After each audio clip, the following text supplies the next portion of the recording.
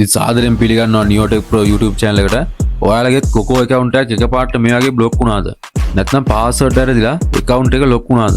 ගොඩක් අය හිතන්නේ මෙහෙම වුණාම ආයෙ ගන්න බෑ කියලා. මගේ account එක ගිය සතියේ මේ විදිහටම දරුණුවටම block වුණා. customer care එකට කතා කළාම කිව්වේ මේ account එක ආයෙ ගන්න බෑ කියලා. හැබැයි මම නිකන් හිටියේ නෑ. මම කොහොමයි try කරලා මේ account එක ආයෙත් unblock කරගත්තා. අද මම මේ වීඩියෝ එකෙන් ඔයාලට කියලා දෙන්න යන්නේ කොහොමද කොකෝ account එක ban වුණොත් ආයෙක ලබා ගන්න කියලා.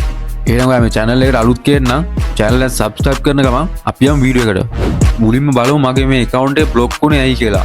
අපි app එකට හරි website එකට හරි ගිහින් password එක දෙතුන් පාරකට වැරදියට ගැහුවොත් system එක හිතනවා කවුරු හරි අපේ account එක hack කරන්න හදනවා කියලා. ඒක නිසා ආරක්ෂාවට එයාලා account එක lock කරනවා. මේක සාමාන්‍යයෙන් password recovery එකකින්වත් ගොඩ දා ගන්න බැරි තරමට දරුණුවටම block වෙන අවස්ථා තියෙනවා. මම මුලින්ම කරේ මගේ ප්‍රශ්නේ පැහැදිලි කරලා කොකෝ official Facebook page එකට message එකක් දැම්මා. අන්න එතනදි තමයි මට වැදගත්ම උපදෙස් ලැබුණේ. එයාලා කිව්වා මගේ ID එකේ ෆොටෝ එකක් එක්ක මේ ගැන ඊමේල් එකක් දාන්න කියලා. ඒක නිසා මතක තියාගන්න නිකම් ඉන්නේ නැතුව මෙයාගේ official page හරහා කතා කරන එක ගොඩක් වටිනවා. දැන් තමයි වැදගත්ම වැඩේ. මම කරේ ID එකේ ඉස්සරහා සහ පිටුපස පැහැදිලි ෆොටෝ දෙකක් ගත්තා. කොකෝ support team එකට මේ විදිහට මම ඊමේල් එකක් යවුවා. මේ ඊමේල් එකේ මම මගේ ස්ක්‍රීන්ෂොට් එක සහ මගේ විස්තර පැහැදිලිව ඇටච් කරා. ඔයාලට මේ පේන විදිහට ඊමේල් එකක් ලියා ගන්න පුළුවන්. ඊමේල් එක යවුවට පස්සේ මම නිකන් හිටියේ නෑ. මම පැය භාගයෙන් ඉතර ආයෙත් කස්ටමර් කෙයාර් එකට කෝල් එකක් ගත්තා. ඒ වෙලාවේ ඒජන්ට් කිව්වේ සර් මේක අපිට කරන්න බෑ පාස්වර්ඩ් එක රිකවරි කරන්න කියලා.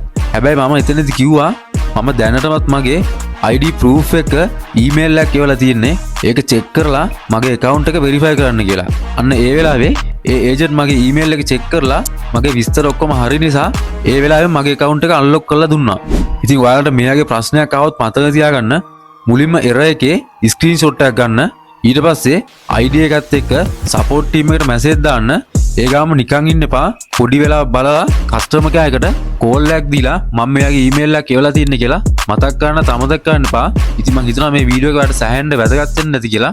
ඔයා මේ වීඩියෝ එකෙන් පුංචිම හරි දෙයක් ඉගෙන ගත්තා නම් වීඩියෝ එකට like එකක් දාලා නියෝටෙක් ප්‍රෝ YouTube channel එක subscribe කරලා එකතු වෙන්න කියලා මම ඔයාලට මතක් කරන ගමන් තවත් මේ වගේ වටිනා වීඩියෝ එකකින් ඉක්මනට හම්බෙමු.